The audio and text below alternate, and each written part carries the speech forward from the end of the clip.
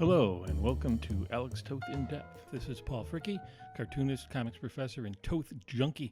This is the program where we discuss Toth's work and influence on comics, character design, and visual storytelling. Make sure to subscribe on YouTube or to the podcast. Positive reviews really help. Also, check notes for links. For daily Toth art posts on Instagram, follow at Alex Toth In Depth, and please spread the word. For this episode, I'm going to introduce a new format called Toth Tidbits. I want to do shorter episodes here and just dig deep into the very particulars of drawings or a single panel. Before we get started on that, just want to remind you to check out my webcomic, Blood Orange, that I do with Tim Avers at newdaynoir.com. Coming up, we're rolling out and continuing to roll out new chapters where you'll learn more about Constance's past. You'll travel to new spots around the country and globe and meet quirky crime characters. So please do check that out. So this tidbit episode will focus on a panel from a story called Rolling Stone. This is page 4, panel 1, a mail call panel. So some details on this. It's a centered composition. The character is front and center and cropped pretty tightly. The composition is a power triangle with other foreground and background elements. It creates a very strong shape and centers our eye and focuses right on the expression and reaction of the character. There are cropped elements in the background, and there are overlapped elements of an envelope in front of the face that brings to the fore the envelope, which is the main object that we're focusing on, and the reaction to that by the character. The envelope overlapping over the character's face by obscuring the face actually helps us to focus more on the character's expression and reaction and the interplay and interaction between object and character. Now, Toth can do this in a variety of ways, and using lettering, whether our eye goes to the image first or to the lettering, eventually we're going to get to the lettering. Now, he could, as the character in this panel is sniffing the perfumed envelope, put the sniff at near the nose or where the sniff is happening. Instead, he places it above the head of the character. So what happens? We are reading the text in the box, mail call. Then we read the sniff right away. Then to his thought balloon reaction. The odor lines from the envelope draw our eye down to the envelope, and then this strong diagonal of the envelope leads us to the character.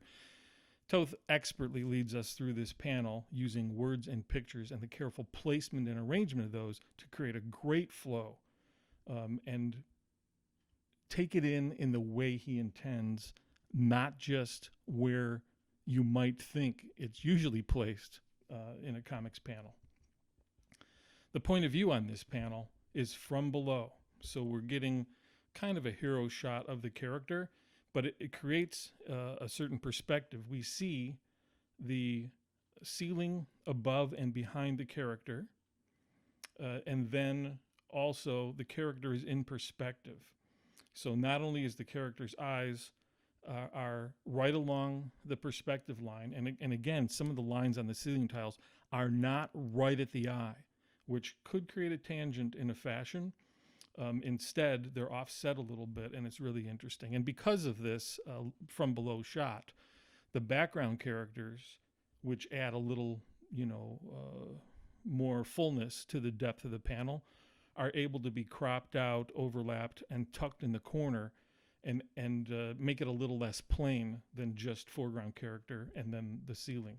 It's really smartly done, and the character in perspective, rounded but right in line, is really in the pocket and works great.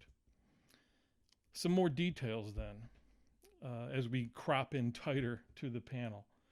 The envelope, again, or overlapped over the face focuses our eye more on the face. He's using thin lines for the hair and then bold for eyebrows and shadows, which, creates some varied line. He, no doubt, for this piece, he could have drawn two sides, but he probably drew this with two markers. I would venture to say a flare marker and a Sharpie for the bolder lines. I think that's all he used, and he gets a remarkable amount of variation of line and marks throughout, even with those simple lines. He's adding little dots of freckles on the character's face, which add personality but break things up from being too flat. And then a great little detail in the eye. Instead of drawing a pupil or a highlight or whatever else, he's got a little T or cross reflection, like a window reflection in the eye. Just a marvelous little detail, and a different kind of less literal look or rendition of the eye and in that face. I want to pay a little attention to the lettering as well. Again, Toth is using very simple tools for this, and he's just creating great comics. It almost has an indie comics look. And I don't know how you guys are, but when I'm doing comics over the years, I try to clean everything up. Everything's got to be perfect. You'll white out to clean the little edges that get a little smudgy, and Toth just doesn't care about that. He's using simple tools, as I mentioned. He's probably using a Sharpie for the bold text for the mail call title in this narration box. You'll notice when he's doing that, the letters touch a little bit, and it brings those words together. And adds a little personality. And then the marker bleed that most people would clean up. You see it on the border of the box. He doesn't clean it up at all. That adds character and personality to the line and makes it of a piece with the mark making throughout the rest of the panel. Toward that end, if we go into other details here on the collar of the character, he's using thick and thin, even without a brush, just with simple markers.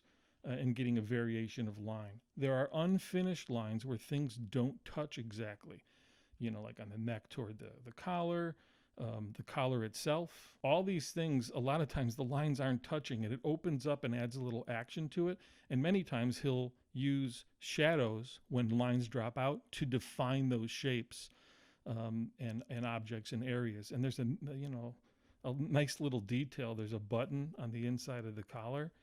And he draws a little circle and then a dot circle within it, and he creates this backwards C thing that just reads great and makes it a little less of a circle that would get our attention. And then Toth does this thing throughout where he adds little dots for texture without over-rendering or fidgeting or fiddling around. On the top part of the collar, he's got a few little dots that just... You can see that, right? When you're looking at a T-shirt at the edge, there's just this little texture at the end, and he just adds that, and it just works so great. And then on the other part of the collar, he uses a few little dots. He does this throughout his work for, on walls, on clothing, whatever else. And just a few dots give it the texture and make it imply to us the texture of a wider thing without rendering the crap out of everything. This little detail on the hair and by the ear just astound me. He's using very simple marks, sweeping curved marks in the hair, and then just above the ear, he's got these little squiggly lines that kind of define a kind of different texture in the hair, where the flowing hair is meeting a little rougher patch of hair. I don't know who renders it like this ever, and he does it, and I know it. I've seen it in my own hair. I've seen it in other people's hair, and he just does it in such economical fashion. It's really fascinating to me. I know it's a dumb little detail, but my gosh, I love it. And then the ear. If you look at Toth's work throughout, he has different ear patterns for a lot of characters. We all can get into a pattern or a habit of emulating our own ears or ears of loved ones we know, or just doing go-to ears. And he kind of mixes it up. And for this ear, he's just got little tapered lines and different shapes that show the folds of the ear really nicely. I love these little details. I know you'd think I'm crazy. And then another little detail. Even the Greek text, the addressed envelope. We don't want to see the actual text because we'll read it. That's too much detail. That's not what's needed to be conveyed in this panel. We just want to know it's a letter. And the Greek that he's put in there emulates actual handwriting without letting us read it. It's just little squiggles, but then there's a little detail of an M here or a U there or something. And even the little Greek text that he does on an envelope that we're not supposed to read is stylized and has character and personality. This guy, I never get tired of looking at the little things he does. This mail call panel from Rolling Stone. And just take a look at all the details of the panels, and not only on this one, but study other ones to see. Take the time to just go in to really unpack and understand what he's doing, how he's doing it, what decisions he's making, and then how much mileage he can get out of just drawing simple comics with simple tools. Let's all go for it. Let's all try it. That is all the time we're giving to this episode, which was edited by Olivia Hilliard. This again is Paul Fricke for the Alex Toth In-Depth program. Toth said, "One learns by subtraction or addition. In hewing and honing, one's work's improvements by subtraction is far more difficult. Until next time, go with Toth."